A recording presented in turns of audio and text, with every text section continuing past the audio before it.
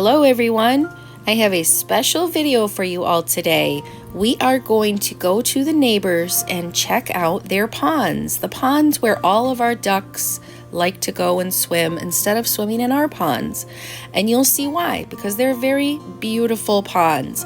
Also, I'd like to introduce you all to my mother-in-law, Jan. We call her Mare, but her name is Jan. She's Grandma Mare to Pearl. Jan has been staying with us this week, and we've been having a lovely time. Pearl loves having her grandma come over because Grandma Mare lives in Ohio, actually, so we don't see her regularly. So Grandma Mare, Pearl, and I are going to walk over to the neighbors' ponds and show you all where our ducks like to hang out. As most of you know, this is our pond, and there are our ducks laying by the barn. But in the summertime, they do not like to go in our pond. I think we have a snapping turtle, maybe, that they're afraid of. So when our ducks want to go swimming in the summer, this is the route they take. They walk through this little passageway. There's other areas that they can take too, to go to our neighbor's pond. This is the first neighbor's pond. It's huge. It's a beautiful spring-fed pond. And I don't blame the ducks, really. This pond is just gorgeous. We have two ducks, Ben Affleck and Dorothy, and they are a couple. And they actually live at this pond now. They refuse to come home because they do not get along, or I'm sorry, I should say Ben doesn't get along with Jake, who those are the two leaders of the pecans. And Jake's flock is in front of our pond, in front of our barn, and anytime Ben and Dorothy come over, there's a fight. So Ben and Dorothy have decided to stay at this pond. They like to hang out under these pine trees, as you can see here. And anytime we come over to try to get them or feed them, they just run away from us. They want to be alone, living their best life together.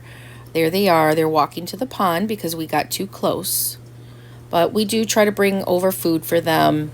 And our neighbor takes good care of them and keeps an eye on them because this is her pond where she lives. So she keeps us updated on how they're doing.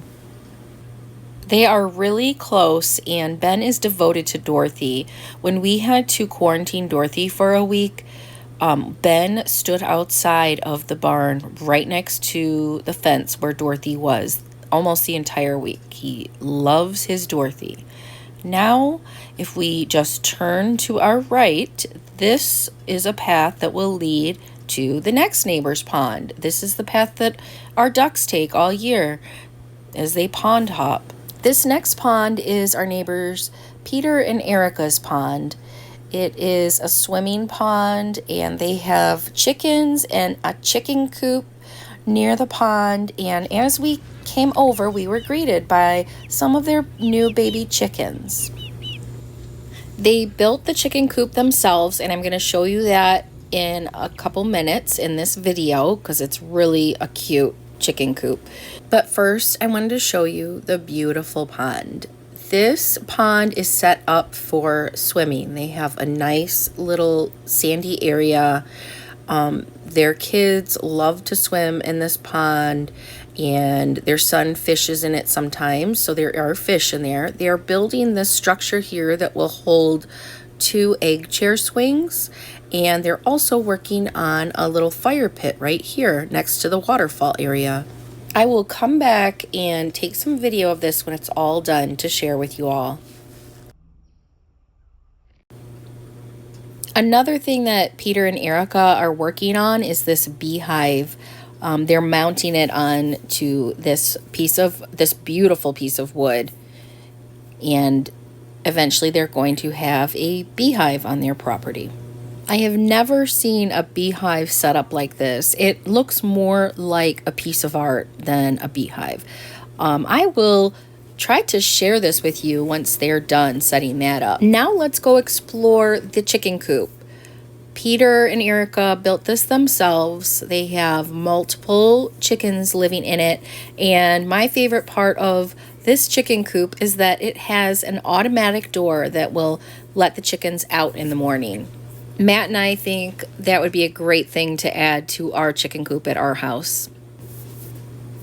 One problem that my ducks are causing, Ben and Dorothy, is they like to come over to Peter and Erica's chicken coop and try to steal the chicken food. So that's one issue that we are working on. We are trying to bring food to them, Ben and Dorothy, so that they don't try to come and steal the chicken's food. Here comes Ben Affleck right now. He's just coming on over to hang out with the chickens. And I don't know why he's here. Maybe he's hungry. I don't know. But there's Ben. We are so lucky. We have the most wonderful neighbors that are patient with our ducks, and they don't mind the ducks coming onto their property. I really love the feeling of living here and having animals coming around the house and in the yard, our animals and our neighbors' animals. You really feel like this is true country living. I never lived this kind of lifestyle. I grew up in the suburbs of Metro Detroit on a very small piece of land that our house was on. Lots of little neighborhoods. So I never lived this way in the country, and I love it. I love being around all the trees and the animals and just all the nature. It's very calming, and I'm so glad that I have gotten the chance to live this way. I feel so lucky, and I think that might be part of the reason that I love to share these videos of just the nature around me, because I just want to share it with others because it brings me so much joy. I'm hoping that it will bring the viewers joy. So as we got back to the house, Grandma was coming home. She had gone out to lunch or dinner, I don't remember what time it was, with her friends. And so now we have both grandmas in the house for a week straight. Grandma who lives in the basement and Grandma who lives in Ohio. And of course, my lucky husband who is here surrounded by all of us women. While the two grandmas were catching up and talking, I looked over at Grandma's garden and I thought, oh, this is a great time to show you guys the garden because it is in full bloom and it is so pretty right now. Grandma's very happy with the garden.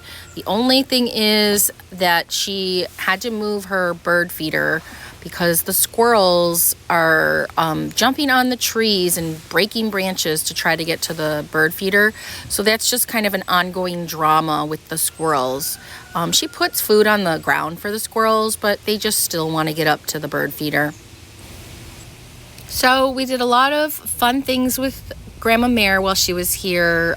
Pearl takes violin lessons, and there's a cute park by where she takes the lessons. So we went for a nice nature walk at that park, and Grandma Mare got to sit in on Pearl's violin lesson and watch, which they both really enjoyed.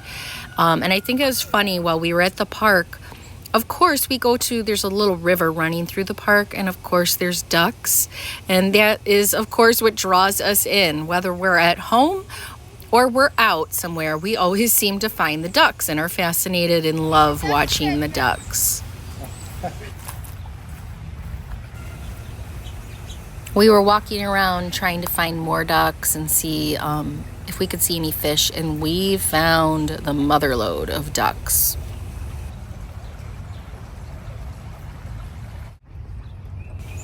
There were ducks everywhere.